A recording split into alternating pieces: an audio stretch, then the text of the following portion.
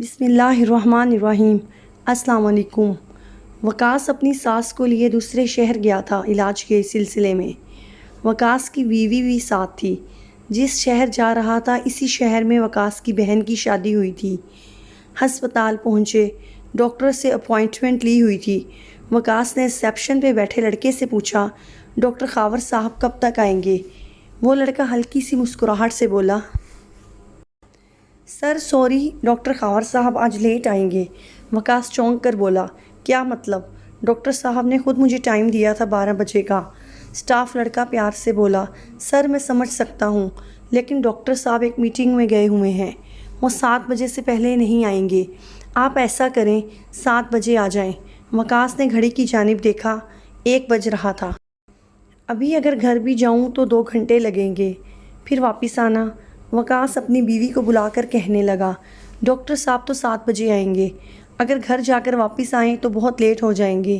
وقاص کی بیوی آسیہ آہستہ سے بولی، تو پھر یہیں بیٹھ کر انتظار کرتے ہیں۔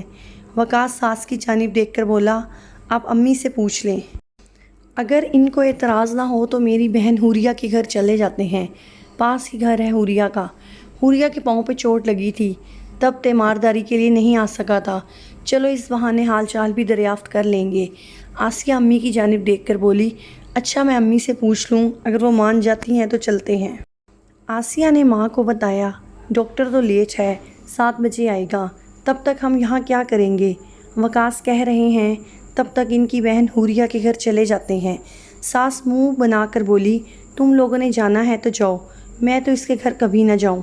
آسیہ بولی، امی بھول جائیں نا اب ان باتوں کو، وقت گزر گیا، اب کیا فائدہ؟ وقاص بتا رہے تھے حوریہ کے گھریلو حالات بہت خراب ہیں۔ ساس طنز کرتے ہوئے بولی، میرے بیٹے کا رشتہ تو بڑی اکڑ سے ٹھکرایا تھا، جیسے کسی وزیر کے ساتھ شادی کرے گی۔ کتنی باتیں کی تھی جب میں رشتہ مانگنے آئی تھی، میرا تو دل نہیں اس کی شکل بھی دیکھنے کا۔ تم نے جانا ہے تو تم دونوں چلے جاؤ، میں یہی انتظار کر لیتی ہوں۔ وقاص باہر کھڑا بہن سے فون پہ بات کر رہا تھا۔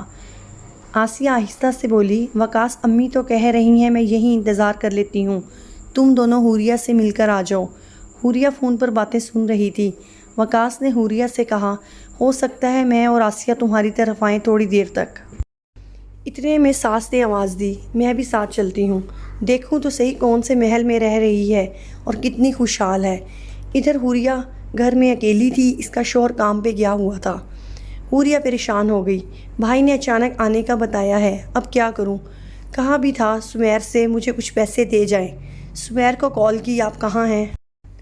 سمیر بھی کسی کام سے شہر سے باہر گیا ہوا تھا۔ سمیر نے بتایا، میں تو لاہور آیا ہوا ہوں، خیر ہے؟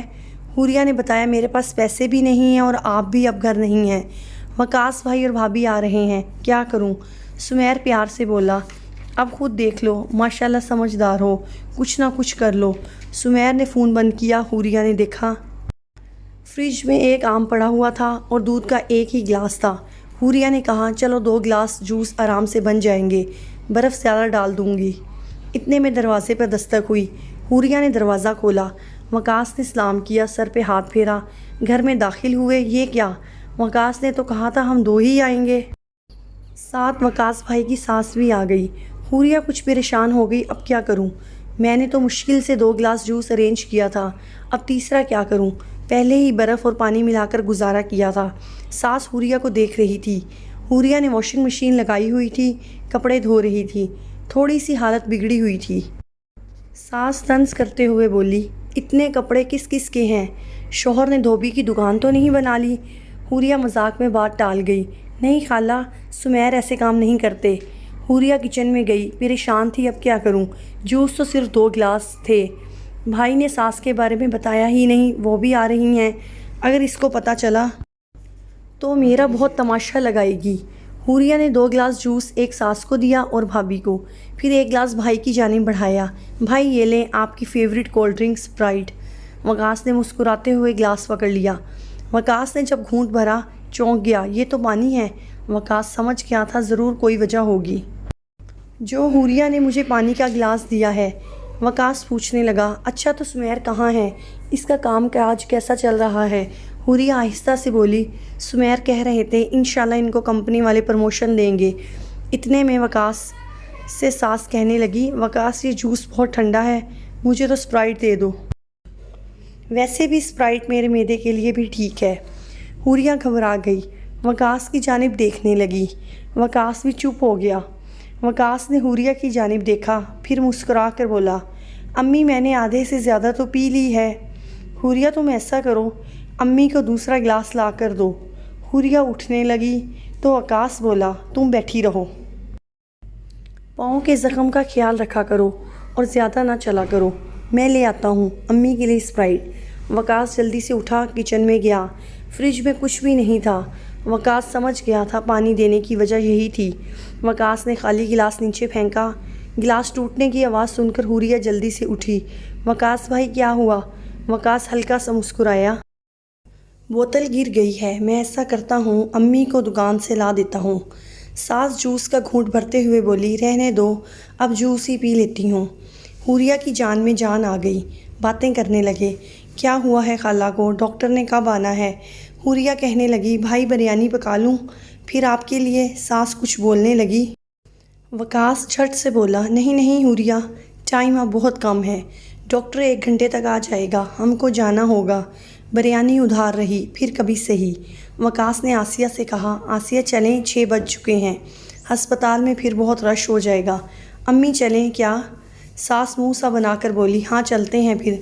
جب ساس کو کوئی بات نہ ملی تو جاتے ہوئے طنز کر گئی، حوریہ کچھ پیسے جوڑ کر نیا پنکھا لے لو، ہوا ہی نہیں دیتا، یہ اتنا پرانا ہو چکا ہے۔ حوریہ خاموش رہی۔ جاتے ہوئے بھائی نے سر پہ ہاتھ پھیرا اور ہاتھ سے مصافحہ کرتے ہوئے 5000 روپے چپکے سے ہاتھ میں تھما دیے اور آہستہ سے بولے، اسپرائٹ بہت مزے کی تھی۔ بھائی نے دعا دی، خوش رہو اور اپنا خیال رکھا کرو، میں پھر چکر لگاؤں گا کسی دن، اور سمیر کو ساتھ لے کر آنا کسی دن، تم لوگوں کے لیے کچھ سامان لے کر رکھا ہے۔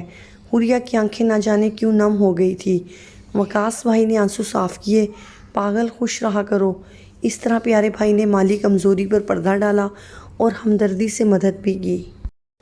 بھائی تو بہنوں کی جان ہوتے ہیں، بہنوں کا مان ہوتے ہیں۔ بھائی کی تھوڑی سی محبت ہی کل کائنات ہوتی ہے بہنوں کے لیے۔